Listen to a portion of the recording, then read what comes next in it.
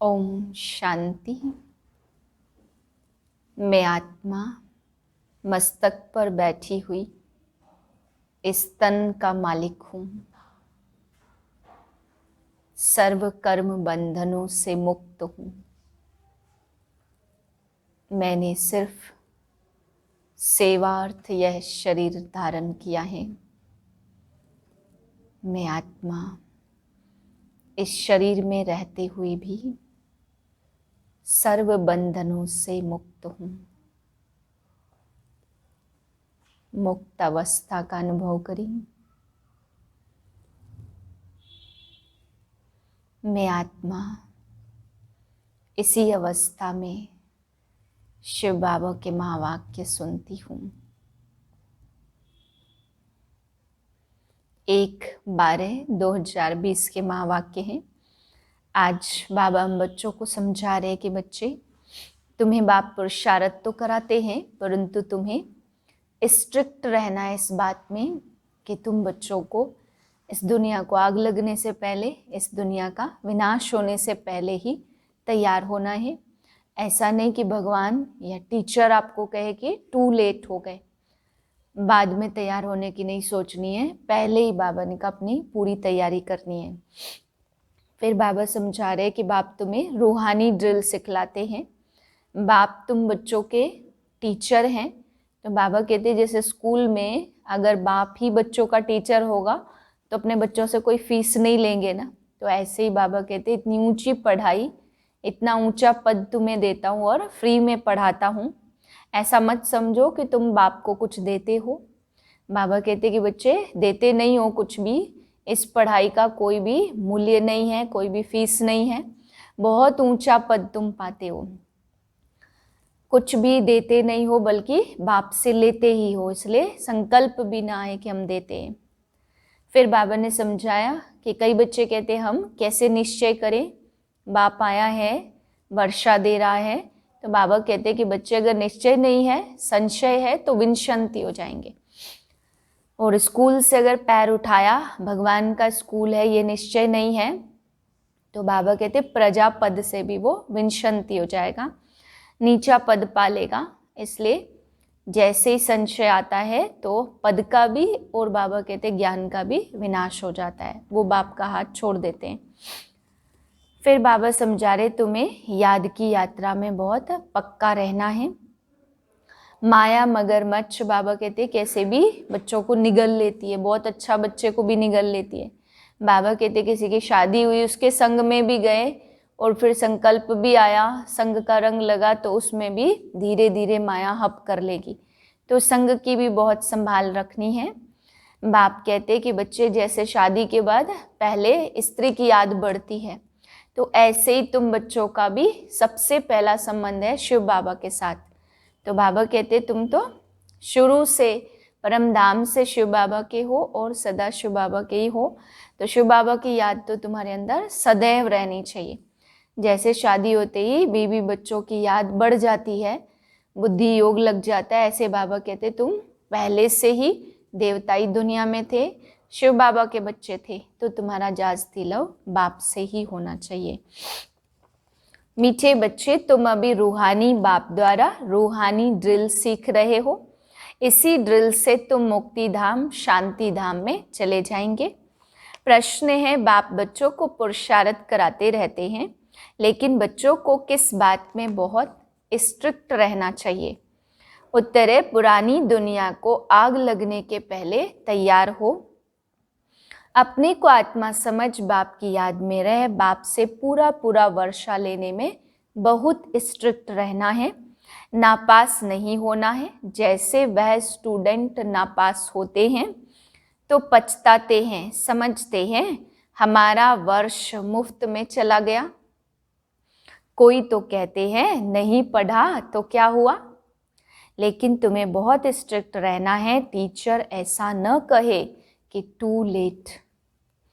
ओम शांति। रूहानी बाप रूहानी बच्चों को रूहानी पाठशाला में डायरेक्शन देते हैं। वह ऐसे कहे बच्चों को ड्रिल सिखलाते हैं, जैसे टीचर्स डायरेक्शन देते व ड्रिल सिखलाते हैं। यह रूहानी बाप भी बच्चों को डायरेक्ट कहते हैं क्या कहते हैं? मन मना भव। जैसे वह कहते, अटेंशन प्लीज। बाप कहते मन मना भव, यह जैसे हर एक अपने ऊपर मेहर करते हैं। बाप कहते बच्चे मामे कम याद करो और शरीरी बन जाओ। यह रूहानी ड्रिल रूहों को रूहानी बाप ही सिखलाते हैं। वह है सुप्रीम टीचर, तुम हो नायब टीचर। तुम भी सबको कहते हो अपने को आत्मा समझो, बाप को याद करो देही अभिमानी भाव। मन मना भाव का अर्थ भी यह है, डायरेक्शन देते हैं बच्चों के कल्याण के लिए। खुद किससे सीखा नहीं है, और तो सब टीचर्स खुद सीखकर फिर सिखलाते हैं। यह तो कहाँ स्कूल आदि में पढ़कर सीखा नहीं है, यह सिर्फ सिखलाते ही हैं। कहते हैं मैं तुम रूहों को रूहानी ड्रिल सिखलाता हूँ। वह सब जिस्मानी बच्चों को जिस्मानी ड्रिल सिखलाते हैं। उन्हों को ड्रिल आदि भी शरीर से ही करनी होती है, इसमें तो शरीर की कोई बात नहीं है। बाप कहते मेरा कोई शरीर नहीं है, मैं तो ड्रिल सिखलाता हूँ, डायरेक्शन देता हूँ। उसमें ड्रिल सिखलाने का ड्रामा अनुसार पार्ट भरा हुआ है, सर्विस भरी हुई है। आते ही है ड्रिल सिखलाने। तुमको तमो प्रधान से सतो प्रधान बनना है, यह तो बहुत सहज है ना। सीढ़ी बुद्धि में है, कैसे 84 का चक्र लगाए नीचे उतरे हैं। अब बाप कहते तुमको वापस जाना है। ऐसे और कोई भी अपने फॉलोअर्स को या स्टूडेंट को नहीं कहेंगे कि हे रूहानी बच्चों अब वापस जाना है।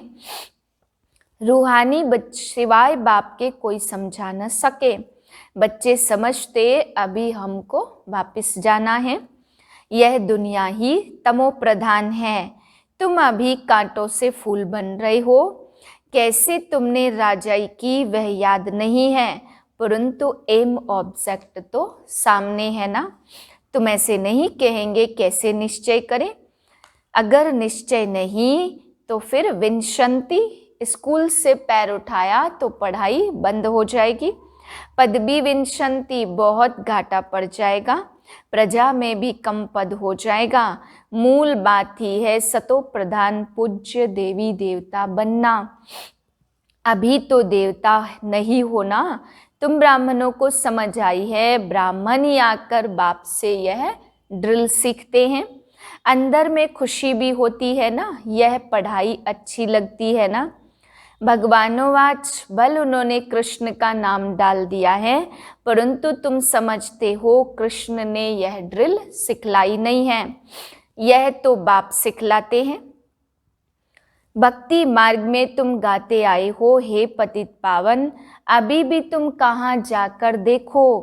तुम राज ऋषि हो ना, कहाँ भी तुम घूम सकते हो। तुमको कोई बंधन नहीं है। तुम बच्चों को यह निश्चय है बेहद का बाप सर्विस में आए हैं, तो बाप बच्चों से पढ़ाई का उजूरा कैसे लेंगे। टीचर के ही बच्चे होंगे तो फ्री पढ़ाएंगे ना, यह भी फ्री पढ़ाते हैं। ऐसे मत समझो हम कुछ देते हैं, यह फीस नहीं है। तुम देते कुछ नहीं हो, यह तो रिटर्न में बहुत लेते हैं। मनुष्य दान पुण्य करते हैं, समझते हैं रिटर्न में हमको मिलेगा दूसरे जन्म में। वह अल्पकाल क्षण भंगुर सुख मिलता है, भल मिलता है दूसरे जन्म में, परंतु नीचे उतरने वाले जन्म में मिलता। सीढ़ी उतरते ही आते हैं। अभी जो तुम करते हो वह है चढ़ती कला में जाने के लिए। आत्मा को कर्म का फल मिलता, इन लक्ष्मी नारायण को भी कर्मों का ही फल मिला है ना। बेहद के बाप से बेहद का फल मिलता है, वह मिलता इनडायरेक्ट। वहाँ बहुत सुख होगा। तुम विश्व के मालिक बनते हो, राजा महाराजाएं होकर गए हैं, वह कितनी खुशियाँ मनाते हैं। बाप कहते हैं उन्हों को तो नीचे गिरना ही है, गिरते तो सब हैं। देवताओं को भी आहिस्ते आहिस्ते कला उतरती है, परंतु वहाँ रावण राज्य ही नहीं है, इसलिए सुख ही सुख है। काम चिता पर चढ़ने से दुख शुरू हो जाता। अभी है अति दुख और वहां फिर होगा अति सुख। तुम राज ऋषि हो, उनका है ही हठ योग। तुम कोई से पूछो रचता और रचना के आदि मध्य अंत को जानते हो तो नहीं कह देंगे, पूछेंगे वह जो जानते होंगे। खुद ही नहीं जानता हो तो पूछ कैसे सकते हैं। तुम जानते हो ऋषि मुनि आदि कोई भी त्रिकालदर्शी नहीं थे। बाप हमको त्रिकालदर्शी बना रहे हैं। यह बाबा जो विश्व का मालिक था, इनको भी ज्ञान नहीं था। इस जन्म में 60 वर्ष तक ज्ञान नहीं था। जब बाप आए हैं तो भी आहिस्ते आहिस्ते यह सब सुनाते जाते हैं। बल निश्चय बुद्धि हो जाते फिर भी माया बहुतों को गिराती रहती है। नाम नहीं सुना सकते, नहीं तो नाउम्मीद हो जाएंगे। समाचार तो आते हैं ना, संग बुरा लगा, नई शादी किए हुए का संग हुआ, चलाईमान हो गया। कहते हैं हम शादी करने बिगर रह नहीं सकते। अच्छा महारथी रोज आने वाला यहाँ से भी कई बार होकर गया है। यहाँ से माना मधुबन से। उनको माया रूपी ग्राह ने आकर पकड़ा है। ऐसे बहुत केस होते रहते। अभी शादी की नहीं है, माया मुंह में डाल हप कर रही है। स्त्री रूपी माया खींचती रहती। ग्राह मगरमच्छ के मुंह में आकर पड़े हैं, फिर आहिस्ते आहिस्ते हप कर लेगी। कोई गफलत करते हैं या देखने से चलाईमान होते हैं, समझते हैं हम ऊपर से एकदम नीचे खड्डे में गिर पड़ूंगा। कहेंगे बच्चा बहुत अच्छा था, अब बेचारा गया। सगाई हुई यह मरा। बाप तो बच्चों को सदैव लिखते हैं जीते रहो, कहाँ माया का वार जोर से न लग जाए। शास्त्रों में यह बातें कुछ है ना, अभी की यह बातें बाद में गाई जाएंगी। तो तुम पुरुषार्थ कराते हो, ऐसा न हो कहाँ माया रूपी ग्राह हप कर ले। किस्म किस्म से माया पकड़ती है, मूल है काम महाशत्रु, इससे बड़ी संभाल करनी है। पतित दुनिया सो पावन दुनिया कैसे बन रही है, तुम देख रहे हो। मुझने की बात ही नहीं है, सिर्फ अपने को आत्मा समझ बाप को याद करने से सब दुख दूर हो जाएंगे। बाप ही पतित पावन है, यह है योग बल। भारत का प्राचीन राजयोग बहुत मशहूर है। समझते हैं क्राइस्ट से 3000 वर्ष पहले पैराडाइज था, तो जरूर और कोई धर्म नहीं होगा। कितनी सहज बात है, परंतु समझते नहीं हैं। अभी तुम समझते हो, वह राज्य फिर से स्थापन करने के लिए बाप आया है। 5000 वर्ष पहले भी शिव बाबा आया था, जरूर यही ज्ञान दिया होगा जैसे अब दे रहे हैं। बाप खुद कहते मैं कल्प कल्प संगम पर साधारण तन में आकर राजयोग सिखलाता हूँ।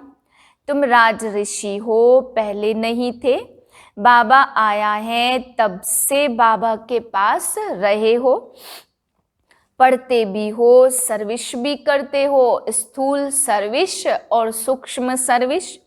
भक्ति मार्ग में भी सर्विस करते हैं, फिर घर बार संभालते हैं। बाबा कहते अब भक्ति पूरी हुई, ज्ञान शुरू होता है। मैं आता हूँ ज्ञान से सद्गति देने।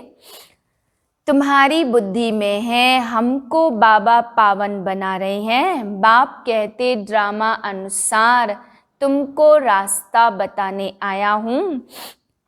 टीचर पढ़ाते हैं, एम ऑब्जेक्ट सामने है, यह है ऊंच ते ऊंच पढ़ाई। जैसे कल्प पहले भी समझाया था वही समझाते रहते। ड्रामा की टिक टिक चलती रहती है, सेकंड बाय सेकंड जो बीता सो 5000 वर्ष बाद रिपीट होगा। दिन बीतते जाते यह ख्याल और कोई की बुद्धि में नहीं है। सतयुग, त्रेता, द्वापर, कलयुग बीत गया तो वह रिपीट होगा। वह लाखों वर्ष कह देते, उनकी भेंट में तुम कहेंगे बाकी कुछ घंटे हैं। बीता भी वही जो कल्प पहले बीता था, बाकी थोड़े दिन हैं। फिर टू लेट हो जाते हैं, जब आग लग जाएगी तब जागेंगे। तो बाप पुरुषार्थ कराते रहते, तैयार होकर बैठो। टीचर को ऐसा ना कहना पड़े कि टू लेट। नापास होने वाले बहुत पछताते हैं, समझते हैं हमारा वर्ष मुफ्त में चला जाएगा। कोई तो कहते हैं ना पढ़ा तो क्या हुआ। इसमें तकलीफ होती है तो बाप से पूछ सकते हैं। यही मुख्य बात है। आज से 5000 वर्ष पहले भी कहा था, माँ में कम याद करो। पतित पावन मैं ही हूँ, सबका बाप मैं ही हूँ। कृष्ण सभी का बाप नहीं है। अभी तुम शिव के और कृष्ण के पुजारियों को यह ज्ञान सुना सकते हो। आत्मा पूज्य नहीं बनी होगी तो तुम कितना भी माथा मारो समझेंगे नहीं। अभी नास्तिक बनते हैं, शायद आगे चल आस्तिक बन जाए।